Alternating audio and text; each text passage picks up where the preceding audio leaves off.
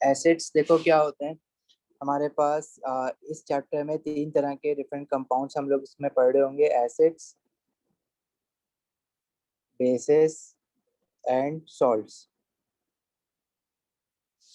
Acids क्या होते हैं? Acids are the substances that give H positive ion in aqueous solution. H positive ion, मैं इसको कह रहा हूँ H पॉजिटिव आयन। अच्छा, एक्वस सॉल्यूशन क्या होता है? एक्वस सॉल्यूशन, अगर किसी भी चीज को मैं वाटर के अंदर डिसॉल्व करूं और वो चीज वाटर में सॉल्युबल हो, डिसॉल्व हो जाए, तो वो जो सॉल्यूशन बनता है उसको हम कहते हैं एक्वस सॉल्यूशन। अब एसिड जो होते हैं ना हमारे पास, वो कोवलेंट मॉलिक्यूल्स होते हैं। जैसे एसिड की एग्जांपल में हमारे पास है एक हाइड्रोक्लोरिक एसिड। इसका फॉर्मूला होता है HCl। ये हम लोगों ने कोवलेंट बॉन्डिंग में इसकी बॉन्डिंग भी बनाई थी कि क्लोरीन जो है वो एक बॉन्ड बनाता है, हाइड्रोजन जो है वो भी एक बॉन्ड बनाता है। तो दोनों एक एक बॉन्ड बनाएंगे, एक एक इलेक्ट्रॉन शेयर करेंगे आपस में। तो ये हमारे पास है कोवलेंट मॉलिक्यूल। अच्छा, हम लोगों ने देखा था कि आयनिक कंपाउंड जो होते हैं उनको वाटर में डालो तो वो डिसॉल्व होके आयंस बनाते हैं। जैसे कि सोडियम क्लोराइड है NaCl, ये हमारे पास जो है ये आयनिक कंपाउंड है। लेकिन इसको अगर हम वाटर में डालते हैं तो क्या होता है? NaCl को वाटर में डालने पे Na पॉजिटिव आयन अलग हो जाता है, freely moving Na positive ion, और Cl नेगेटिव आयन अलग हो जाता है। ये जो डिसोसिएशन होती है into ions when added into water, ये आयनिक कंपाउंड की प्रॉपर्टीज होती है। लेकिन कुछ कोवलेंट मॉलिक्यूल्स हमारे पास ऐसे होते हैं जो कि वाटर में डालने पे डिसोसिएट हो जाते हैं इनटू इट्स आयंस। को बना तो उनके बीच में कोवलेंट मॉलिक्यूल होता है, लेकिन वाटर में डालने पे वो अलग अलग आयंस में डिवाइड हो जाते हैं। तो ऐसे जो कोवलेंट मॉलिक्यूल्स होते हैं वो हमारे पास एसिड्स होते हैं। तो acids are the only covalent molecules जिनको हम पानी में डालें तो वो आयंस बनाते हैं। जैसे उसमें एक हमारे पास एसिड है हाइड्रोक्लोरिक एसिड, इसका फॉर्मूला है HCl। HCl को जब हम वाटर में डालते हैं तो वाटर में डालने पे देखो HCl को क्या होगा, ये डिसोसिएट हो जाएगा इनटू इट्स आयंस और ये बना लेगा H positive ion and Cl negative ion. और अगर कोई ऐसा सब्सटेंस जो वाटर में डलने पे H पॉजिटिव आयंस देगा, ये freely moving H positive ion है, फ्री H पॉजिटिव आयन है जो वाटर में मूव हो सकता है। तो कोई ऐसा सब्सटेंस जो वाटर में डिसॉल्व होने के बाद H पॉजिटिव आयन अगर हमें देता है तो ऐसे सब्सटेंस को हम कहते हैं एसिड। एसिड के एग्जाम्पल में और भी हमारे पास होते हैं सल्फ्यूरिक एसिड। सल्फ्यूरिक एसिड का फॉर्मूला होता है H2SO4। अच्छा, अब ये फॉर्मूला जो है ना वो आपको याद रखने हैं। ये फॉर्मूला आप देख के बना नहीं सकते हो। जैसे फॉर एग्जांपल सोडियम क्लोराइड है, तो सोडियम क्लोराइड आपको फॉर्मूला बनाना सिखाया गया है एलिमेंट मिक्सचर इन कंपाउंड में, आप ये बना सकते हो क्योंकि ये एक आयनिक कंपाउंड है। सोडियम आपको पता है ग्रुप 1 का होता है, तो ये इस पे चार्ज बनता है Na+1। और क्लोरीन जो होता है, क्लोराइड जो बना है वो क्लोरीन से बना है, क्लोरीन ग्रुप 7 का होता है, उस पर चार्ज होता है -1। तो आप ये कैटाइन और एनाइन से फॉर्मूला क्या बनाते हो? NaCl। लेकिन अगर आपके पास हाइड्रोक्लोरिक एसिड लिखा हुआ है या सल्फ्यूरिक एसिड लिखा हुआ है तो इसका फॉर्मूला आप अभी इस लेवल पे बना नहीं सकते हो। आपने ये फॉर्मूलाज जो है वो O लेवल में याद रखने होते हैं। जैसे हाइड्रोक्लोरिक एसिड का हो गया HCl, सल्फ्यूरिक एसिड का हो गया H2SO4। अब सल्फ्यूरिक एसिड को जब आप वाटर में डालोगे, वाटर में डिसॉल्व करोगे, तो वाटर में डलने पे ये सल्फ्यूरिक एसिड ब्रेक हो जाएगा इनटू इट्स आइंस और ये H पॉजिटिव आइन देगा और SO4 2 नेगेटिव एनाइन देगा, एक कैटाइन और एक एनाइन। अब H2SO4 के फॉर्मूले में हाइड्रोजन जो है वो 2 है, तो यहाँ पे 2H पॉजिटिव आइन हमें मिलेगा। और जो सल्फेट है वो 1 है, तो सल्फेट के साथ 1 आएगा और H पॉजिटिव आइन के साथ 2 आएगा। सही है? किसी को कोई प्रॉब्लम हो रही है यहाँ तक तो पूछ लो।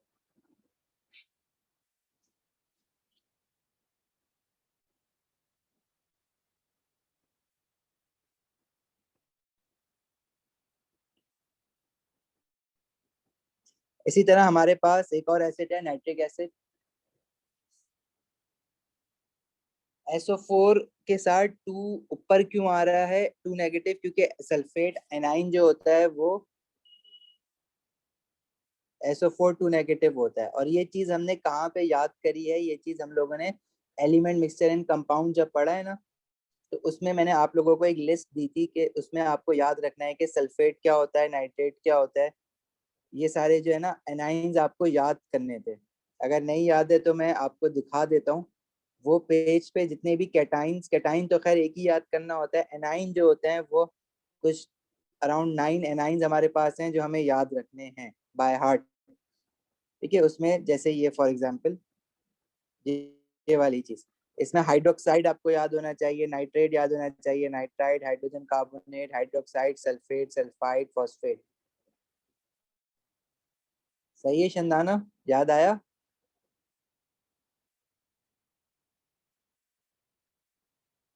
तो सल्फेट SO4 2 नेगेटिव होता है, ये हमें याद रखना है। नाइट्रिक एसिड का फॉर्मूला भी अगेन हमें याद रखना है, ये होता है HNO3। और जब नाइट्रिक एसिड को हम वाटर में डालेंगे तो ये डिसोसिएट होगा इनटू इट्स आइंस, और इसके आइन क्या बनेंगे, H पॉजिटिव। एंड अब NO3 नाइट्रेट होता है NO3-1। अगेन ये नाइट्रेट आपने यहाँ से याद रखना है, नाइट्रेट भी हम लोगों ने यहाँ पे याद किया है। ठीक है, सो ये चीज आपको ना याद रखनी है। सिमिलरली अब नाइट्रिक एसिड में देखो, हाइड्रोजन जो है वो इसके साथ कुछ नंबर नहीं लिखा, कुछ नंबर नहीं लिखा तो मतलब 1 है, तो इसलिए यहाँ पे H पॉजिटिव आइन 1 मोल है। अब यहाँ पे 1 लिखने की जरूरत नहीं होती है, कुछ नहीं लिखा हुआ होता तो केमिस्ट्री में इसका मतलब होता है by default it is 1। Nitrate के साथ भी कुछ नहीं लिखा, वो भी 1 है। तो वैसे 1 हमें लिखने की जरूरत नहीं होती है, हम सिर्फ ऐसे भी लिख सकते हैं H पॉजिटिव और NO3-1। इसी तरह एक और एसिड जैसे कि कार्बोनिक एसिड है, उसका फॉर्मूला भी हमें याद रखना है, वो होता है H2CO3। और इसको जब आप वाटर में डालोगे कार्बोनिक एसिड को, H2CO3 को, तो ये भी H पॉजिटिव आइन देगा, और कार्बोनेट CO3 जो होता है वो CO3 2 नेगेटिव होता है। ये भी अगेन वो एलिमेंट मिक्सचर एंड कंपाउंड्स के लिस्ट में है।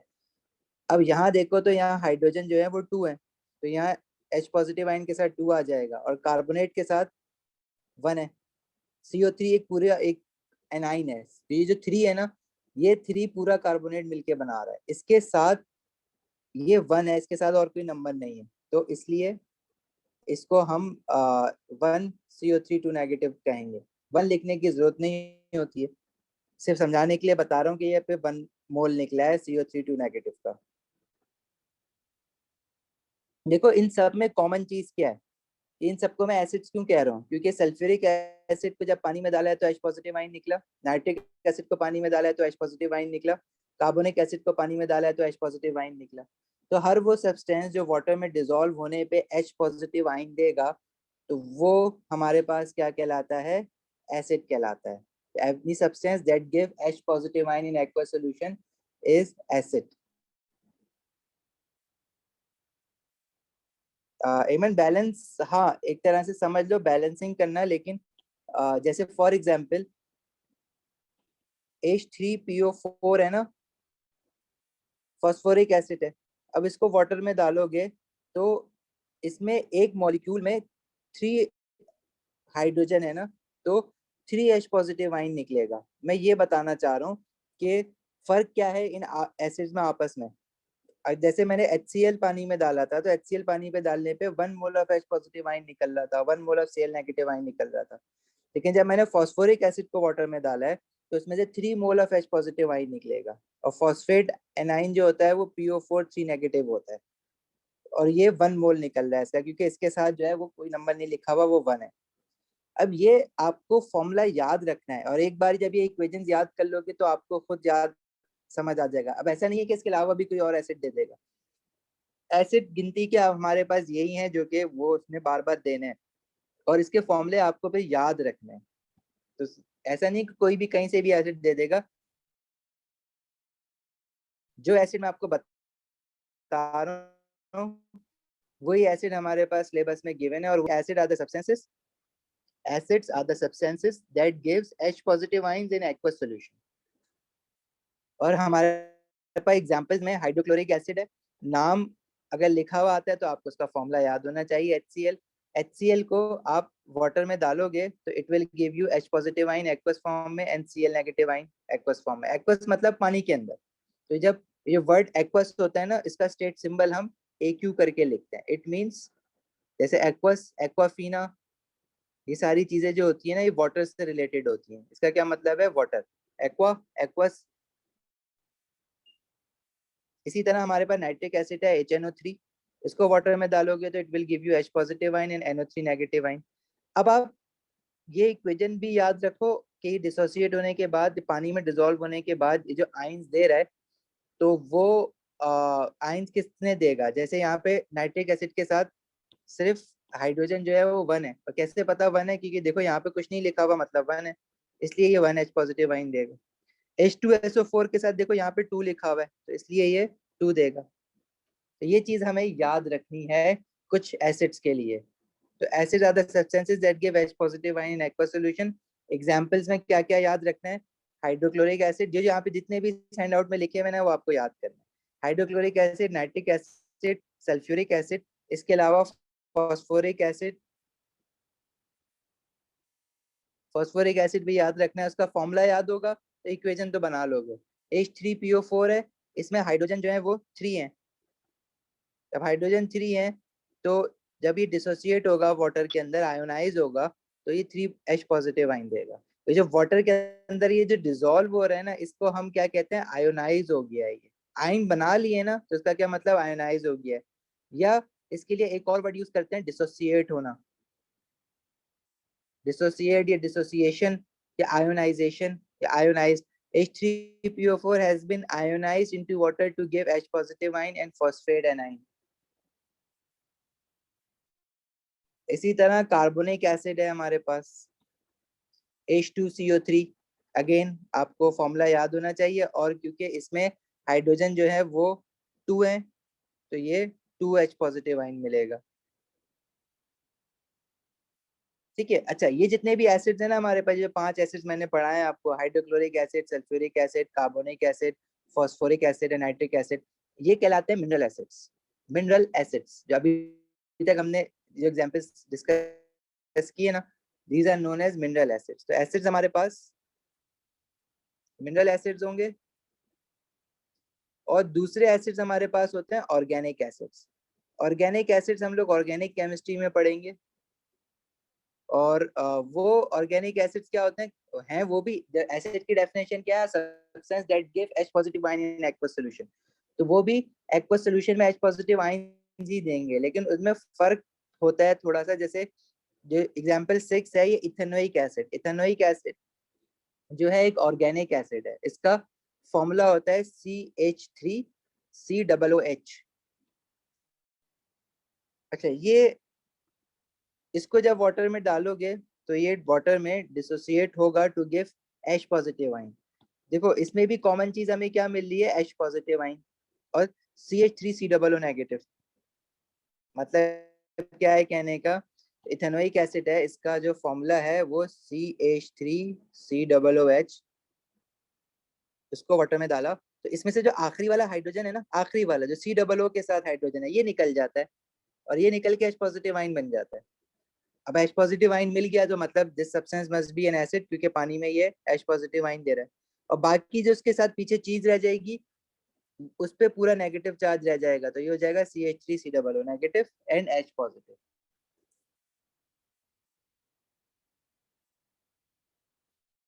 सही।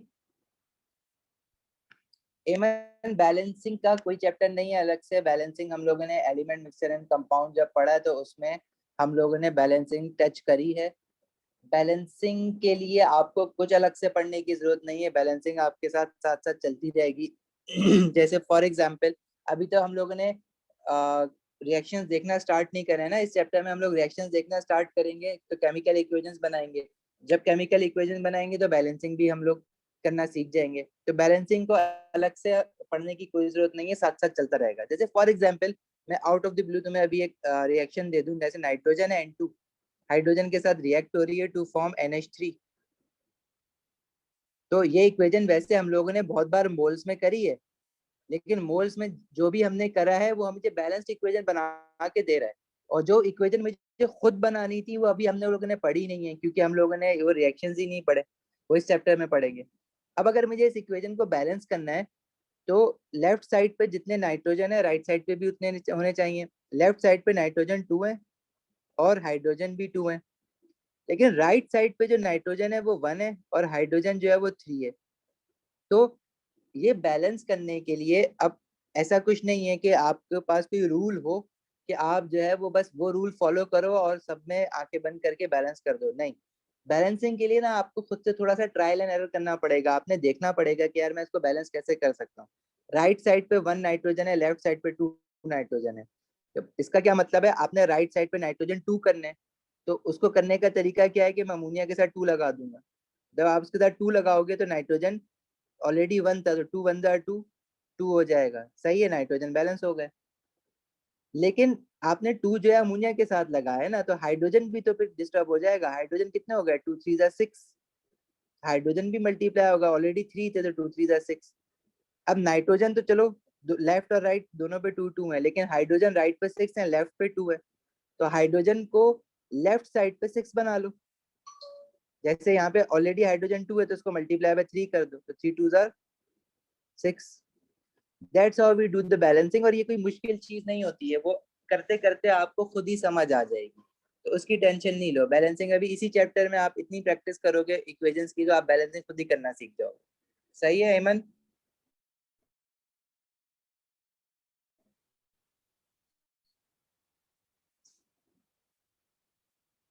अच्छा, acid need acidity needs water, इसका क्या मतलब है कि अगर मेरे पास हाइड्रोक्लोरिक एसिड, तुम लोग जानते हो they are very corrosive.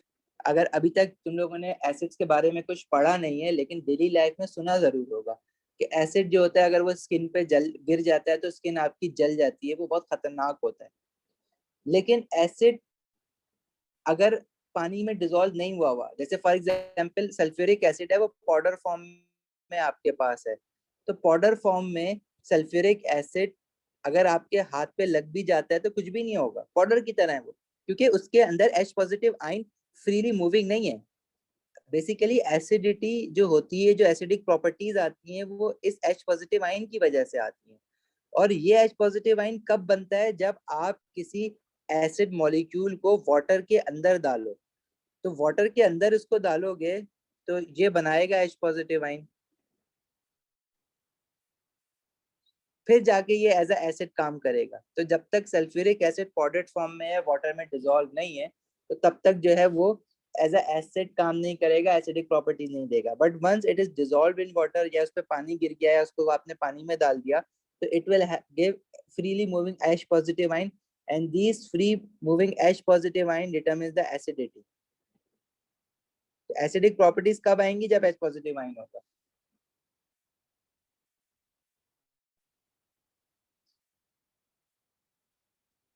Chandana कहाँ से H3 नहीं निकलता, क्योंकि देखो जो सल्फ्यूरिक एसिड है इसके साथ H2 है ना, जब 2 है तो 2 ही निकलेगा। अगर आप ये कह रहे हो कि H3 पॉजिटिव क्यों नहीं निकलता, तो वो हाइड्रोजन जो है ना वो +1 ही बना सकता है, क्योंकि उसके पास होता ही एक इलेक्ट्रॉन है, तो 3+ तो वो बना ही नहीं सकता।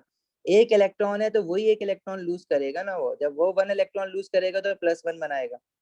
लेकिन अगर आप ये कह रहे हो कि H2SO4 है, तो यहाँ पे 2 है H2SO4 में, तो यहाँ पे 2 ही आना है।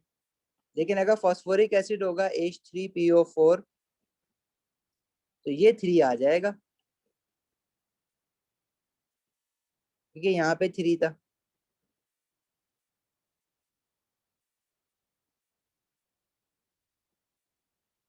ठीक है।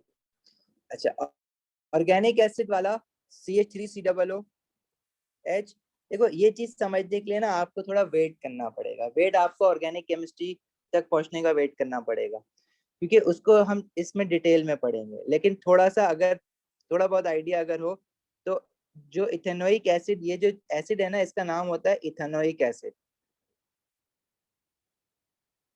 और इसका स्ट्रक्चर कुछ इस तरह से बना हुआ होता है। तो वो जो 3 हाइड्रोजन लगे हुए ना जिसकी बात आप कर रहे हो, ये हाइड्रोजन इस कार्बन के साथ लगे हुए हैं, और ये कार्बन इन हाइड्रोजन को अपने पास से जाने नहीं देता।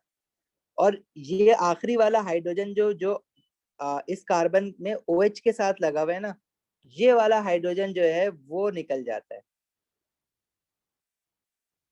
और बाकी हाइड्रोजन जो कार्बन के साथ लगे हुए हैं वो नहीं निकल पाते, वो बहुत स्ट्रॉन्ग बॉन्ड होता है। जब ये निकल जाएगा तो उसको हम कहते हैं कि एसिडिटी इसकी वजह से आ रही है। तो ये जो 3 हाइड्रोजन है ये नहीं निकलते हैं कभी भी, क्योंकि इनका बॉन्ड कार्बन के साथ काफी स्ट्रांग होता है, कार्बन इनको निकलने नहीं देता है। सही है। और बाकी इसको डिटेल में जब ऑर्गेनिक केमिस्ट्री में पढ़ेंगे तो और अच्छा समझ आएगा। अब ये इथेनोइक एसिड जो है ना, ये इथेनोइक एसिड हमारे पास जिसको हम अपनी नॉर्मल जबान में सिट्रिक एसिड भी कहते हैं,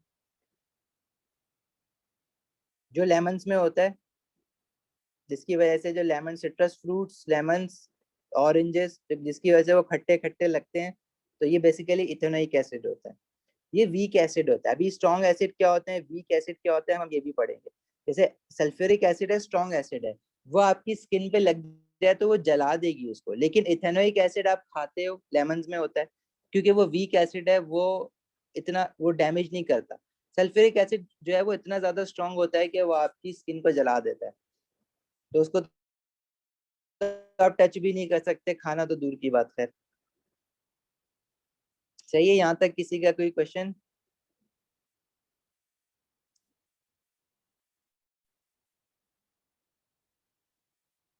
अच्छा, एसिड्स की जो टाइप्स हैं उसमें दो तरह के एसिड्स होते हैं, एक तो स्ट्रॉन्ग एसिड्स और एक वीक एसिड। जैसे अभी हमने बात की, स्ट्रॉन्ग एसिड वो एसिड होते हैं जो कि कंप्लीटली आयोनाइज हो जाता है इन एक्वस सॉल्यूशन।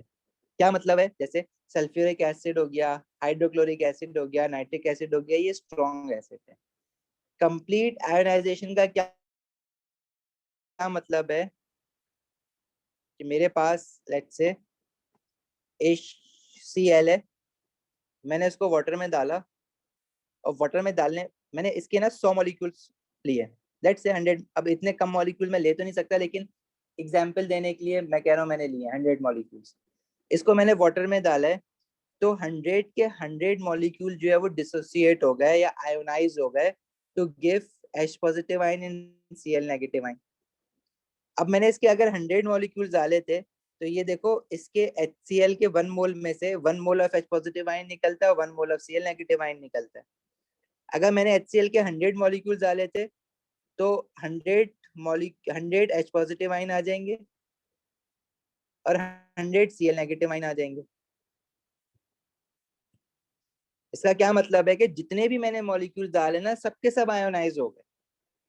तो ऐसा एसिड जिसमें सारे के सारे मॉलिक्यूल्स आयोनाइज हो जाते हैं, इसको हम कहते हैं स्ट्रॉन्ग एसिड।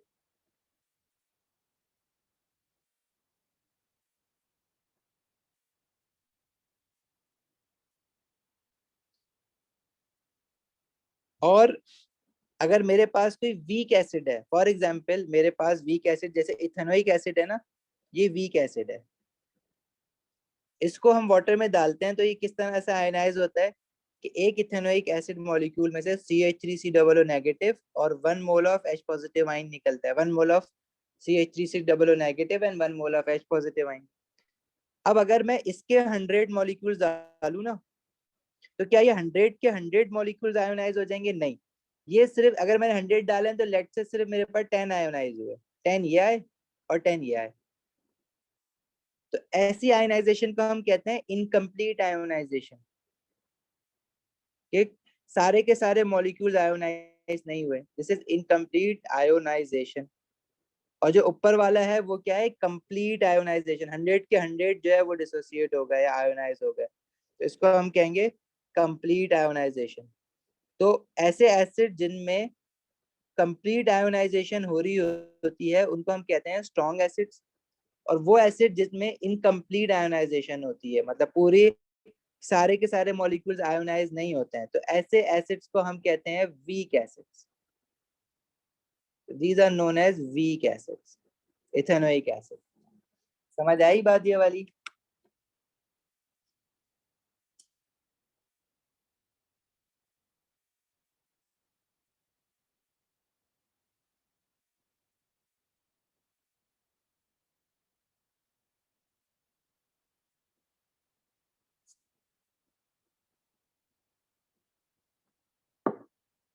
एमन किस चीज का स्ट्रक्चर फॉर्मूला पूछ रहे हो? इथेनोइक एसिड का?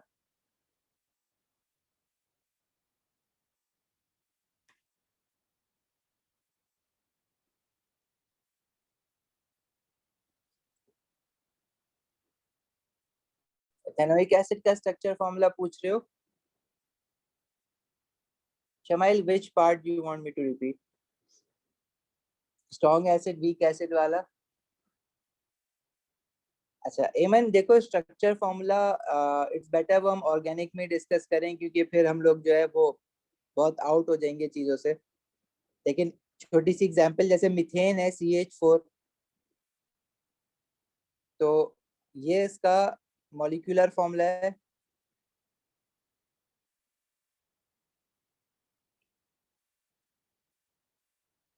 और ये जो मैं CH4 ऐसे बना रहा हूँ ना, ये डिस्प्लेट फॉर्मूला कहलाता है इसका।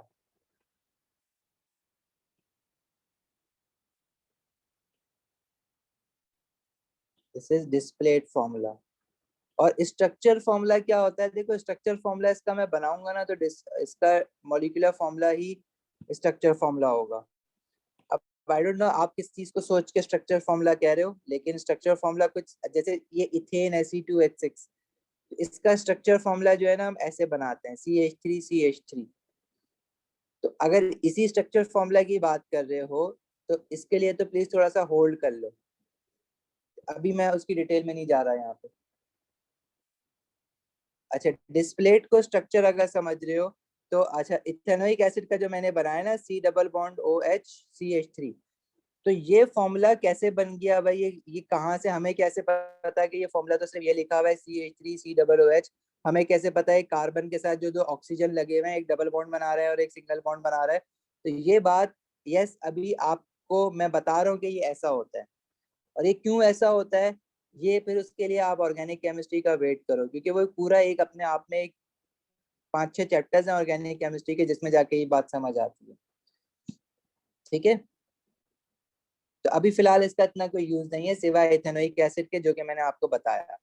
अच्छा शमाइल, देखो स्ट्रॉन्ग एसिड और वीक एसिड में क्या फर्क है? स्ट्रॉन्ग एसिड वो एसिड्स होते हैं, अगर मेरे पास हाइड्रोक्लोरिक एसिड है वो स्ट्रॉन्ग एसिड है। मैंने आपको हाइड्रोक्लोरिक एसिड के 100 मॉलिक्यूल्स दिए और मैंने कहा कि पानी में डालो, आपने पानी में डाले तो 100 के 100 मॉलिक्यूल आयोनाइज्ड हो गए।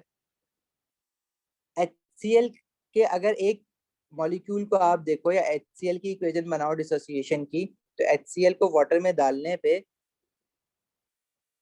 हमें पता है कि अगर मैंने 1 मोल ऑफ HCl पानी में डाला है ना, तो 1 मोल ऑफ H पॉजिटिव आइन निकलेगा और 1 mole of SO4 2 negative ion निकलेगा।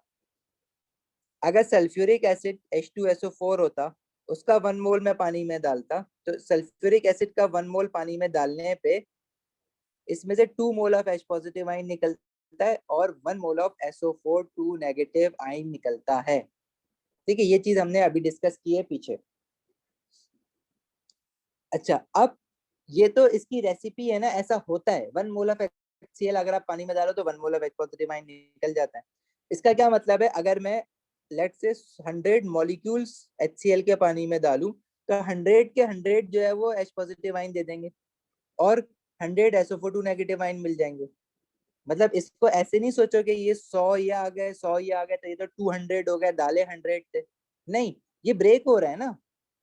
जैसे अगर मैं आपसे कहूँ कि मुझे 1 कप चाय बनानी है, तो 1 कप चाय बनाने के लिए मुझे 1 टी बैग चाहिए और 1 टेबल स्पून शुगर चाहिए।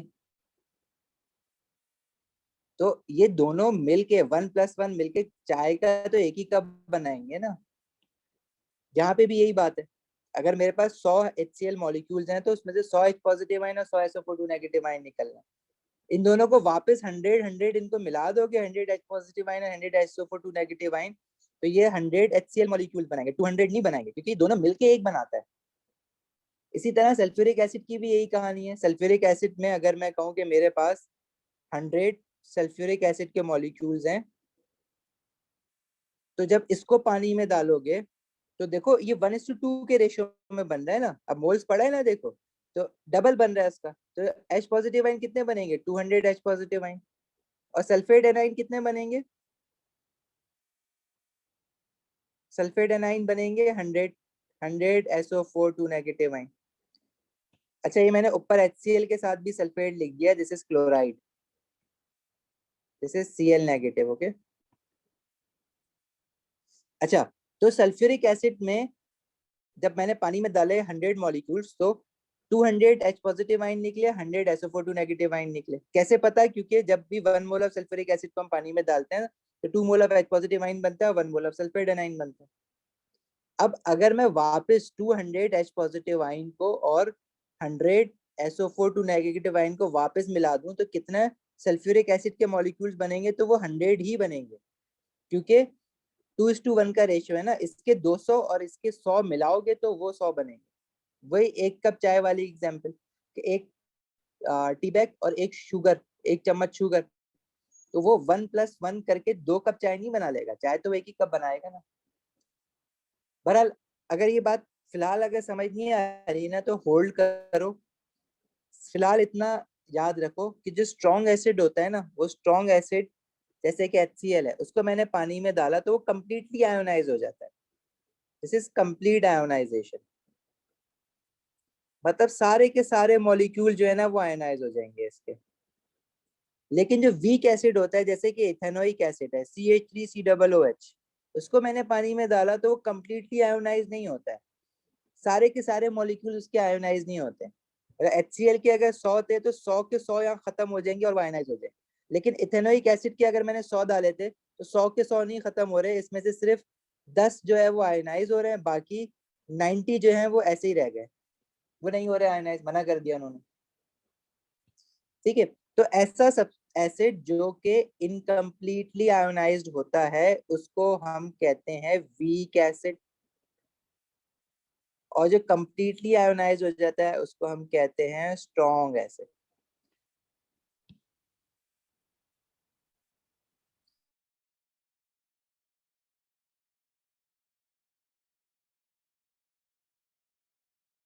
अब जैसे हमारे पास स्ट्रॉन्ग एसिड HCl हो गया, सल्फ्यूरिक एसिड हो गया और नाइट्रिक एसिड हो गया। नाइट्रिक एसिड जो होता है ना वो बस बहुत ज्यादा स्ट्रॉन्ग भी नहीं होता, और अक्सर नाइट्रिक एसिड को हम वीक एसिड में भी काउंट कर लेते हैं। अब हमारे पास सिलेबस पास पेपर में जब भी क्वेश्चन आएगा तो वो तुम्हें बताएगा कि भाई ये स्ट्रॉन्ग है या वीक है, तो आपने एसिड के नाम जरूर और उनके फॉर्मूला जरूर याद रखना है, लेकिन ये याद करने की जरूरत नहीं है कि इसमें से स्ट्रॉन्ग कौन सा और वीक कौन सा है। इसी तरह जो वीक एसिड होते हैं वो इनकम्प्लीटली आयोनाइज्ड होते हैं, और जब भी इनकम्प्लीट आयोनाइजेशन की इक्वेशन दिखाते हैं तो हम उसमें इस तरह का सिंबल बनाते हैं। This symbol is known as reversible reaction. जब भी आप केमिकल इक्वेशन बनाते हो तो एरो बनाते हो ना, लेकिन जब वीक एसिड की आयोनाइजेशन दिखाते हैं, उसकी इक्वेशन बनाते हैं, तो हम एरो जो है डबल एरो बनाते हैं, उसको हम कहते हैं रिवर्सिबल रिएक्शन। जैसे for example HCl strong acid, पानी में डालोगे H positive and Cl negative आएंगे, तो ये हमारे पास जो एरो है ना ये वाला, ये हमारे पास this is for strong acid complete ionization. लेकिन जो वीक एसिड है जैसे कि इथेनोइक एसिड है CH3COOH नेगेटिव, ये पानी में डिसॉल्व होने पे H positive ion and CH3COO negative, जिसको इथेनोइट आयन कहते हैं। तो इसमें हम एरो ऐसा नहीं बनाते, वीक एसिड में हम इस तरह का एरो बनाते हैं डबल। ये चीज शो करता है कि ये रिएक्शन जो है वो रिवर्सिबल है, मतलब आगे भी जा सकता है और वापस पीछे भी आ सकता है। और जो ऊपर वाला एरो है ये शो करता है कि रिएक्शन इरिवर्सिबल है। इरिवर्सिबल मतलब एक बार आगे चला गया तो चला गया, कभी पीछे नहीं आ सकता वापस, तो वो कहते हैं irreversible. And the reversible is the one that can go forward as well as backward. तो जो वीक एसिड होते हैं उनकी जो इक्वेशन बनती है वो रिवर्सिबल इक्वेशन होती है, मतलब वो आयोनाइज होने के बाद वापस दोबारा एसिड मॉलिक्यूल भी बना सकते हैं। लेकिन जो स्ट्रॉन्ग एसिड्स होते हैं वो एक बार आयोनाइज हो गए तो हो गए, वापस पीछे नहीं आते। सही है, कोई सवाल यहाँ तक?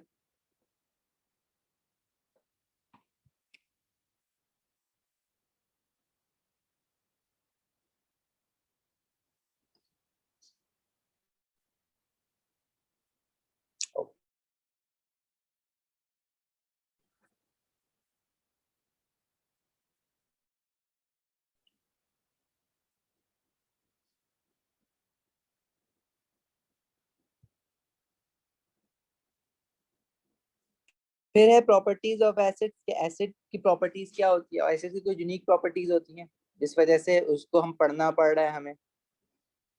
जैसे acid are sour in taste, उनका जो टेस्ट होता है ना दैट इज सावर, जैसे वो लेमन का टेस्ट होता है ना, खट्टा जो होता है that is sour, acid are sour in taste. अब जाहिर है वीक एसिड जो है, जैसे इथेनोइक एसिड फ्रूट्स में होता है, सिट्रस फ्रूट्स में, तो वो तो आप खाते हो, आपको पता है। लेकिन अब कोई स्ट्रॉन्ग एसिड है, सल्फ्यूरिक एसिड, HCl वगैरह, तो उसको तो आपने हाथ भी नहीं लगाना है, तो खाना तो दूर की बात है। तो ये जो टेस्ट हमें पता चला है, ये वीक एसिड से पता चला है जो हमारे फ्रूट्स में होते हैं। चंदाना, इथेनोइक एसिड में सारे मॉलिक्यूल इसलिए नहीं आयोनाइज होते क्योंकि वो वीक एसिड है। और वीक एसिड किस वजह से है, वो वजह हम अभी नहीं डिस्कस कर रहे, हमारे स्कोप से बहुत बाहर है। बस you just have to remember कि ethanoic acid is a weak acid. और you even do not have to remember that ethanoic acid is the one which is the weak acid. आपको सिर्फ ये याद रखना है कि weak acid are those acids that ionizes incompletely, strong acids are those acids that ionizes completely. अच्छा, secondly acids are corrosive. ठीक है, कोरोसिव मतलब वो स्किन बर्न कर देते हैं, जला देते हैं, बर्न कर देते हैं। अब इथेनोइक एसिड भी कोरोसिव होना चाहिए, लेकिन क्योंकि वो वीक एसिड है ना, इस वजह से उसकी उसमें जो H पॉजिटिव आयंस होते हैं वो बहुत कम होते हैं, सही, इसलिए दिस इज नॉट कोरोसिव, वो आप खाते हो। लेकिन जो स्ट्रॉन्ग एसिड है वो आपके हाथ पे लग जाएगा तो आपका हाथ जलेगा। बार बार ये बात इसलिए बताई जा रही है, इन केस इनकाउंटर करो एसिड लेबोरेटरी में या कहीं पे, तो you have to make sure कि उसको आपने टच नहीं करना है, या डेली लाइफ में भी। अच्छा, एसिड्स आर इलेक्ट्रोलाइट्स। इलेक्ट्रोलाइट्स क्या होते हैं ये हम लोग पढ़ेंगे बाद में, ठीक है। तो ये जो पॉइंट है ना, ये आपको बाद में समझ आएगा, लेकिन फिलहाल ये याद जरूर रखना है कि एसिड आर इलेक्ट्रोलाइट्स। समझ बाद में आएगा कि इलेक्ट्रोलाइट क्या है आखिर, और एसिड क्यों इलेक्ट्रोलाइट है। इलेक्ट्रोलाइट हर वो सोल्यूशन है जिसमें फ्री मूविंग आइंस हो, ठीक है। एसिड में भी फ्री मूविंग आइंस है ना, H पॉजिटिव आइन निकल रहा है इसमें, तो दे आर इलेक्ट्रोलाइट्स। अच्छा, एसिड जो है ना देखने में कैसे होते हैं, एसिड कलरलेस होते हैं, पानी जैसा। अगर मेरे पास एसिड है ना किसी फ्लास्क के अंदर, तो वो कलरलेस होगा, पानी की जैसा होगा। अब पानी के जैसा तो है लेकिन पानी नहीं है, पानी के अंदर एसिड डिजोल्व है। तो उस पे अगर आप गलती से हाथ लगा लो या उसको बाहर निकाल लो आप पानी समझ के, तो वो तो पानी नहीं है। लेकिन देखने में कैसे पता चल रहा है, अब देखने में तो पता नहीं चल रहा, तो हम आइडेंटिफाई कैसे करेंगे एसिड्स को, हम यूज करते हैं इंडिकेटर्स जो इंडिकेट करे, जैसे गाड़ी के इंडिकेटर होते हैं ना, इंडिकेट करते हैं कि ड्राइवर ने कहाँ पे जाना है, राइट पे या लेफ्ट पे। इसी तरह हमारे पास इंडिकेटर्स होते हैं कुछ जो कि बताते हैं कि ये सोल्यूशन एसिडिक है या नहीं है।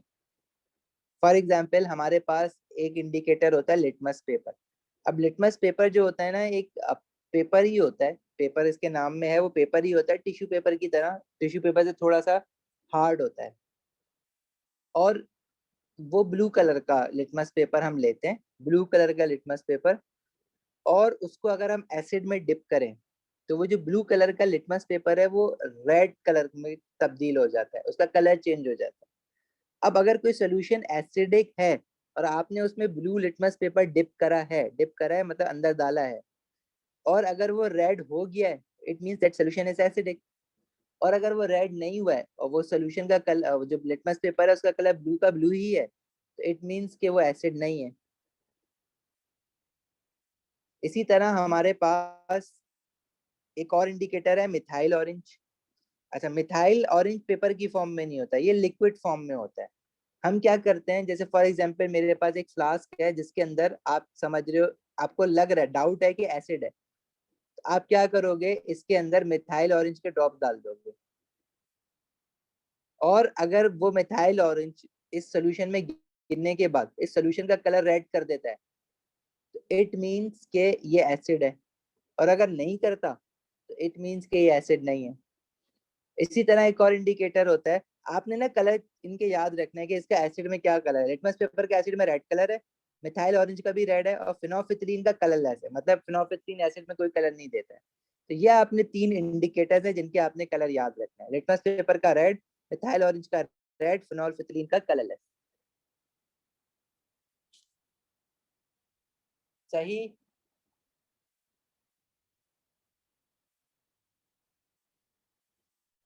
अच्छा, बेसिसिटी ऑफ एसिड ये ना हम बाद में अभी नहीं डिस्कस कर रहे, मतलब इसी चैप्टर में डिस्कस करेंगे लेकिन थोड़ा टाइम बाद। रिएक्शंस ऑफ एसिड, एसिड अब रिएक्ट कैसे करते हैं, ये हमारे पास इस चैप्टर का जो सबसे इम्पोर्टेंट पार्ट है वो यही है, जिसमें हमारे पास केमिकल इक्वेशन भी इन्वॉल्व हो गई हैं, और एसिड जो है वो किस किस चीज से रिएक्ट कर रहा है। अब जरूरी तो नहीं है कि एसिड जो है दुनिया की हर चीज से रिएक्ट कर जाए, तो वो कुछ सब्सटेंसेस से रिएक्ट करता है, कुछ से नहीं करता। जिनसे रिएक्ट करता है तो रिएक्ट करने पे प्रोडक्ट क्या बनाता है वो भी हमें पता होना चाहिए।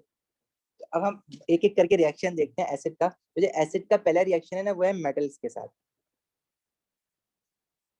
और जब भी कोई एसिड मेटल के साथ रिएक्ट करता है तो वो बनाता है सॉल्ट एंड हाइड्रोजन गैस। जैसे फॉर एग्जांपल मेरे पास एसिड है hydrochloric acid which is HCl, और मेरे पास कोई मेटल है जैसे कि सोडियम। जी शमाइल, मैं लेक्चर अपलोड कर दूंगा आज अभी। तो सोडियम जब HCl से रिएक्ट करेगा, HCl क्या है, एसिड है, और सोडियम मैंने मेटल लिया है मेटालिक फॉर्म में। तो देखो क्या होगा, सॉल्ट बनेगा, और सॉल्ट क्या बनता है, सोडियम क्लोराइड। ये Na जो है वो हाइड्रोजन को हटा के उसके साथ लग जाएगा, और हाइड्रोजन के साथ जो भी चीज है उसके साथ लग जाएगा, तो बन जाएगा NaCl। और हाइड्रोजन गैस बनेगी H2। अब अभी कोई मुझसे बैलेंसिंग पूछ रहा था, तो देखो जब आपको पता चल गया कि प्रोडक्ट क्या है, sodium chloride and hydrogen gas, तो अब आपने इसको बैलेंस करना है। और बैलेंस कैसे करना है, देखो लेफ्ट साइड पे इक्वेशन के हाइड्रोजन जो है वो 1 है, क्लोरीन जो है वो भी 1 है, और सोडियम के कितने एटम्स हैं वो भी 1 है। राइट साइड पे अगर देखो तो राइट साइड पे हाइड्रोजन 2 है, इक्वेशन के राइट साइड पे क्लोरीन जो है वो 1 है, यहाँ पे देखो इसके साथ 1 है, और यहाँ पे सोडियम भी 1 है। अब ये इक्वेशन जो है ना बैलेंस नहीं है, अगर बैलेंस्ड होती तो सोडियम सोडियम तो चलो बैलेंस है, क्लोरीन क्लोरीन भी 1 1 है, लेकिन हाइड्रोजन लेफ्ट साइड पे 1 है, राइट साइड पे 2 है। तो अब या तो आप लेफ्ट साइड पे हाइड्रोजन को 2 कर दो, या राइट साइड पे हाइड्रोजन जो 2 है उनको 1 कर दो। अब आपके पास दोनों ऑप्शन है।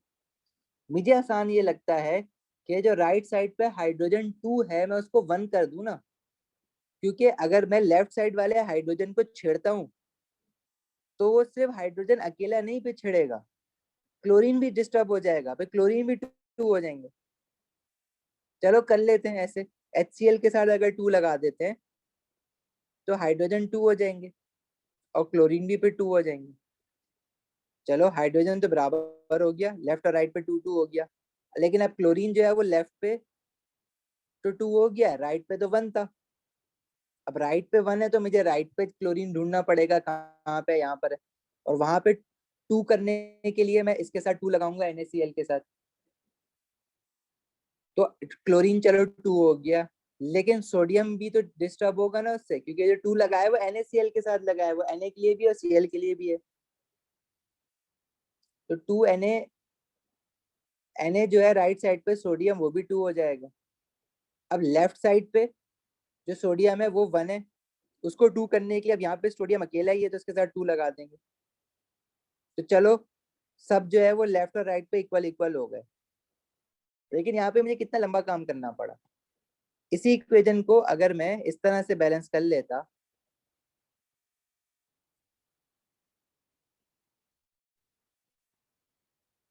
लेफ्ट साइड पे hydrogen 1, chlorine 1, sodium 1, right side पे हाइड्रोजन 2, क्लोरीन 1, सोडियम 1। तो मैंने क्या कहा था शुरू में, या तो लेफ्ट पे जो हाइड्रोजन है उसको 2 बना दो, जो हमने करके देखा, या राइट पे जो हाइड्रोजन है उसको 1 बना दो। तो जो राइट पे हाइड्रोजन है 2, उसको 1 में कैसे बना सकता हूँ, यहाँ पे ऑलरेडी 2 है तो उसको मैं मल्टीप्लाई बाय हाफ कर दूंगा। ये होता है ना 1/2 मल्टीप्लाई बाय 2, 2 1 2, 2 1 2, तो 1 बना ना बस। अब बाकी क्लोरीन क्लोरीन बैलेंस है, सोडियम सोडियम बैलेंस है, तो ये इक्वेशन इस तरह से भी बैलेंस हो सकती है। सही है एमन, समझ आई कुछ बैलेंसिंग?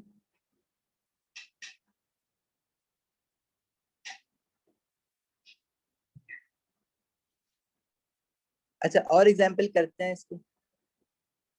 जैसे फॉर एग्जांपल मेरे पास एसिड है HCl। अब इस बार जो मेरे पास मेटल है वो है मैग्नीशियम। इवन नई एग्जांपल करते हैं, उससे सीखते हैं। तो एसिड और मेटल जब रिएक्ट होता है वो बनाता है सॉल्ट एंड वाटर। तो मैग्नीशियम जो होगा वो HCl में से हाइड्रोजन को हटा के Cl के साथ खुद लग जाएगा, तो ये क्या बना लेगा, MgCl2।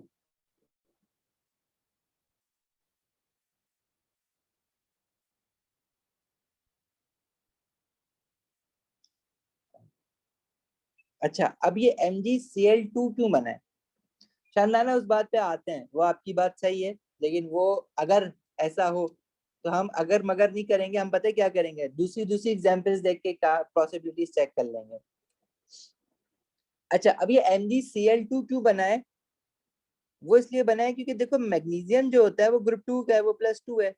और क्लोरीन ग्रुप 7 का है, वो -1 बनाता है। तो इसका फॉर्मूला MgCl2 बनेगा ना, MgCl नहीं बनाना, MgCl2 बनाना। सॉल्ट जो बनेगा वो MgCl2 बनेगा। और साथ में क्या बनेगा, हाइड्रोजन गैस। अब आपने इस इक्वेशन को बैलेंस करना है।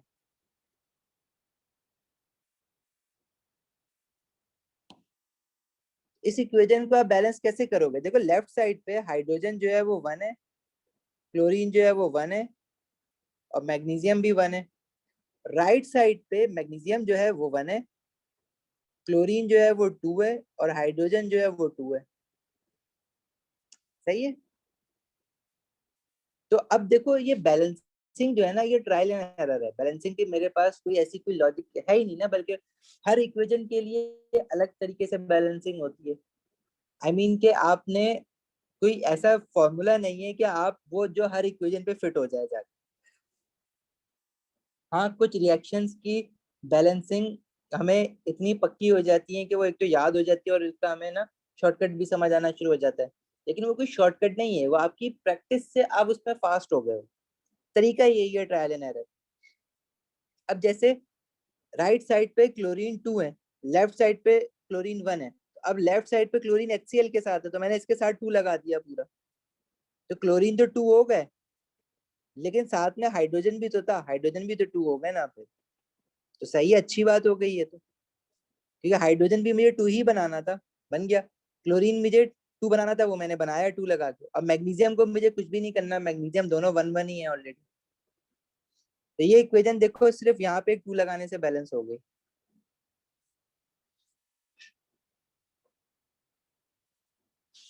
एमन समझ आई कोई बात। एक और करते हैं, चलो एग्जाम्पल।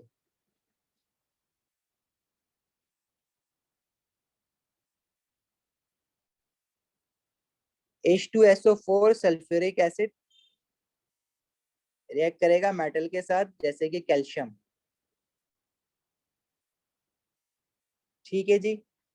कैल्शियम क्या करेगा, जाके यहाँ से हाइड्रोजन को हटाएगा, सल्फेट के साथ खुद लग जाएगा, और फॉर्मूला क्या बनाएगा, कैल्शियम होता है 2 पॉजिटिव, सल्फेट होता है SO4 2 नेगेटिव। ठीक है, सल्फेट कैसे पता है SO4 2 नेगेटिव होता है, again element mixture and compound में लेस दी हुई है, वहां से याद रखना है। कैल्शियम कैसे पता है 2 पॉजिटिव होता है, कैल्शियम ग्रुप 2 का है, और ग्रुप 2 का आयन क्या बनता है, +2 बनता है। अब इसका फॉर्मूला क्या बनेगा, वही जो हमने एलिमेंट मिक्सचर एंड कंपाउंड में फॉर्मूला बनाना जैसे सीखा है, वैसे इसका फॉर्मूला बनाएंगे। कॉमन नंबर 2 है, तो दोनों को 2 2 से डिवाइड कर देंगे, और फिर उसके बाद ये वाला काम करते थे। ये फॉर्मूला बना CaSO4। This is calcium sulphate CaSO4 plus hydrogen gas. क्योंकि जब भी मेटल, कोई भी मेटल एसिड के साथ रिएक्ट करता है तो सॉल्ट एंड हाइड्रोजन गैस ही बनती है, ये तो आपने याद करना है। कि कभी भी कोई मेटल एसिड के साथ रिएक्ट करेगा तो प्रोडक्ट में एक प्रोडक्ट सॉल्ट होगा, और दूसरा प्रोडक्ट तुम्हारे पास क्या होगा, हाइड्रोजन गैस।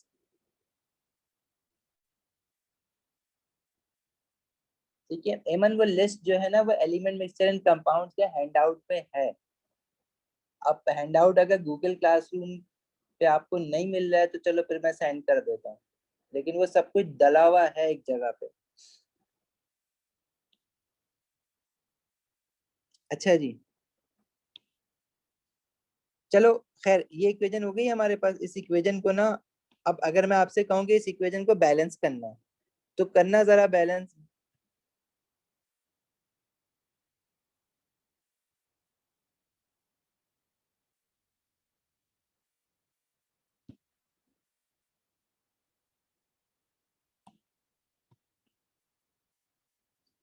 बता रहे हैं मुझे इसकी बैलेंसिंग, भाई हाँ या ना बताओ, हो रही है नहीं हो रही? क्योंकि देखो लेफ्ट साइड पे हाइड्रोजन कितने हैं, 2 हैं। और क्या है लेफ्ट साइड पे, हाइड्रोजन के अलावा सल्फर भी है इस बार, तो सल्फर कितना है, 1 है। और ऑक्सीजन कितना है, 4 है। और कैल्शियम है 1। अच्छा राइट हैंड साइड पे देखो हाइड्रोजन कितने हैं, हाइड्रोजन 2 है, सल्फर 1 है, ऑक्सीजन जो है वो 4 ही है, और कैल्शियम 1 है। तो this equation is already balanced, कुछ करने की जरूरत ही नहीं है इसमें, तो ये ऑलरेडी बैलेंस्ड है। सही है। अच्छा चलो एक काम और करते हैं, एक रिएक्शन और पढ़ते हैं। सल्फ्यूरिक एसिड है H2SO4 और वो एल्यूमिनियम मेटल के साथ रिएक्ट कर रहा है। वैसे ये रिएक्शन जो है ना प्रैक्टिकली थोड़ा सा ही वक्त होता है, बट स्टिल हमें सिर्फ इक्वेशन बनाना यहाँ पे सीखनी है ना। तो मुझे प्रोडक्ट जरा सोचो, बताओ क्या होंगे प्रोडक्ट। एल्यूमिनियम है ग्रुप 3 का, और उसने क्या करना है, सल्फ्यूरिक एसिड में से हाइड्रोजन को हटाना है और सल्फेट के साथ लगना है। ठीक है, ओके। तो aluminium is 3 positive and sulphate is SO4 2 negative. ठीक है। अच्छा जी, तो इसका फॉर्मूला क्या बनेगा, डेट वुड बी 3 और 2 है ना, तो ये 3 यहाँ जाएगा, ये 2 यहाँ जाएगा, कॉमन नंबर तो इनमें 1 है, 1 से डिवाइड करोगे वही रहेगा। ये फॉर्मूला क्या बनेगा, Al2SO4, और ये 3 पूरे सल्फेट के लिए आया है ना, तो इसके साथ 3 आ जाएगा। अब ये देखो ये काम जो है ना, ये बीच में मैं बार बार इतना अलग से स्टेप करके क्यों दिखा रहा हूँ, ताकि आप लोगों को रिकॉल हो। ये काम तो आपका इतना पक्का होना चाहिए कि ये सारा स्टेप करने की जरूरत ही ना पड़े, बस देखो और आप फॉर्मूला बताओ कि क्या बनेगा, और ये काम ऐसे पक्का हो जाता है। बस थोड़ी सी प्रैक्टिस करनी है, थोड़ा सा चीजों को बार बार पढ़ना है, तो वो प्रैक्टिस हो जाएगी। और दूसरा प्रोडक्ट क्या बनेगा, हाइड्रोजन गैस।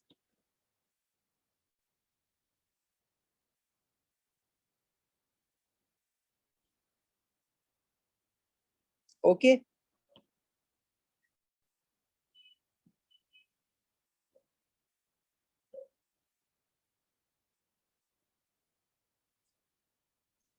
अच्छा जी, अब इस इक्वेशन को बैलेंस करो।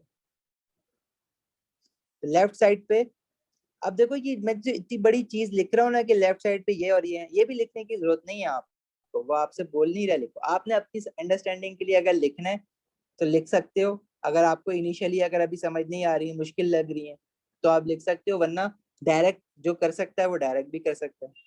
जैसे हाइड्रोजन जो है लेफ्ट साइड पे 2 है, सल्फर 1 है, ऑक्सीजन 4 है, एल्यूमिनियम 1 है।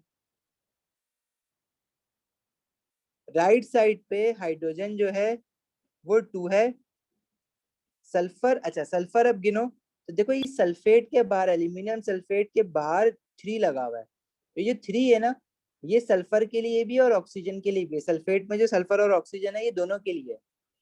तो सल्फर टोटल कितने हो जाएंगे, 3 1 3, यानी टोटल सल्फर कितने हैं, वो 3 है राइट साइड पे। ये थोड़ा सा,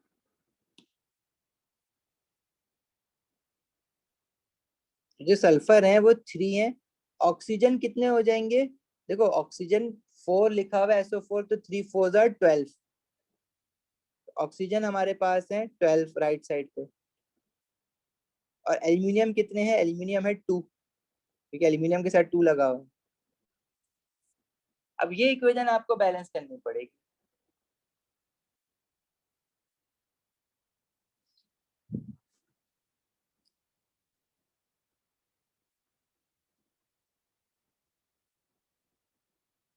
ठीक है, एल्यूमिनियम के साथ आपने 2 लगाया, ठीक है, एल्यूमिनियम बैलेंस हो गया क्योंकि वो अकेला ही है।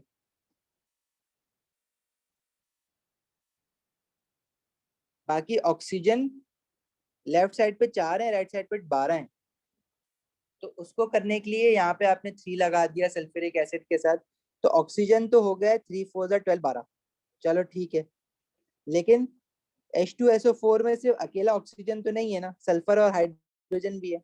तो हाइड्रोजन कितने हो गए? 3 2 6, हाइड्रोजन हो गए 6 और सल्फर 3 1 3 और सल्फर हो गए 3।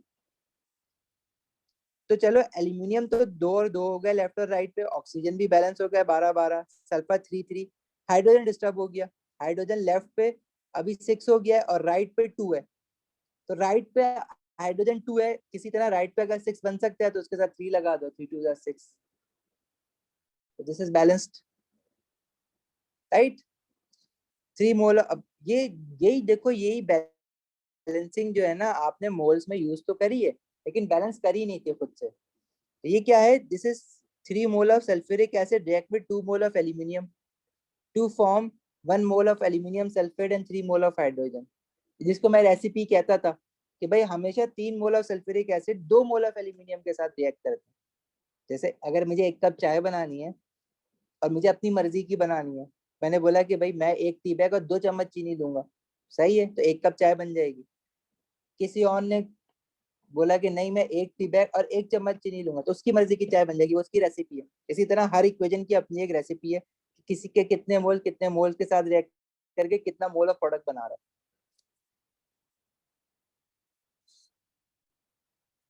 सही। थोड़ा सा चीजें जो है ना इसमें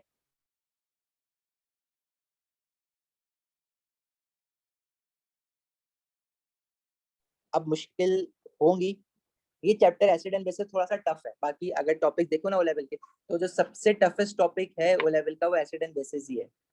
तो बाकी इससे पहले के जो टॉपिक्स थे, एटॉमिक स्ट्रक्चर पढ़ा हमने, element mixture and compound bonding, वो हम लोगों ने कितना फास्ट कवर किया। अब इसमें हमें टाइम भी लगेगा और हम इसमें मैंने स्पीड भी स्लो कर दी है ताकि अच्छे से ये टॉपिक हम लोग कवर करें।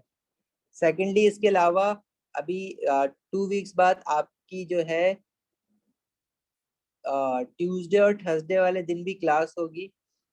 अब अगर किसी का उसमें क्लैश आ रहा होगा तो हम डिस्कस कर लेंगे, लेकिन वो क्लास जो है वो 4 to 5 होती है दोपहर में।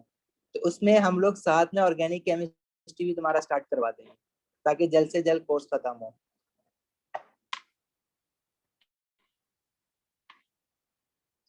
ठीक। अब आपने करना है क्या है इस चैप्टर में, फिलहाल नेक्स्ट क्लास तक आपने यहाँ तक इस हैंडआउट को अगर गूगल क्लासरूम पे नहीं मिल रहा है तो मैं भेज देता हूँ अभी, वैसे मिल जाना चाहिए। यहाँ तक जो है ना आपने रिएक्शन ऑफ एसिड देखो मैंने सिर्फ पहला वाला पढ़ा है आपको, तो आपने सिर्फ यहाँ तक जो है इस हैंडआउट को अच्छी तरह पढ़ना। स्पेशली ये जो चीजें है ना ऊपर वाली कि प्रॉपर्टीज ऑफ एसिड क्या होता है, स्ट्रॉन्ग एसिड क्या होता है, वीक एसिड, ये याद करना। उसके अलावा आपके पास जो काम है वो ये है कि आपने मोल्स नहीं बल्कि हाँ मोल्स और एटॉमिक स्ट्रक्चर एंड बॉन्डिंग और एलिमेंट मिक्सचर एंड कंपाउंड, ये जो चैप्टर्स आपने पढ़ लिए हैं इनके पास से पास करो, इनको रिवाइज करो। मैं इसकी वर्कशीट भेजूंगा, जो लोग कैंपस पे आके टेस्ट दे सकते हैं वो कैंपस पे आके टेस्ट दे देना, मुझे बता देना जो जो आ सकते हैं।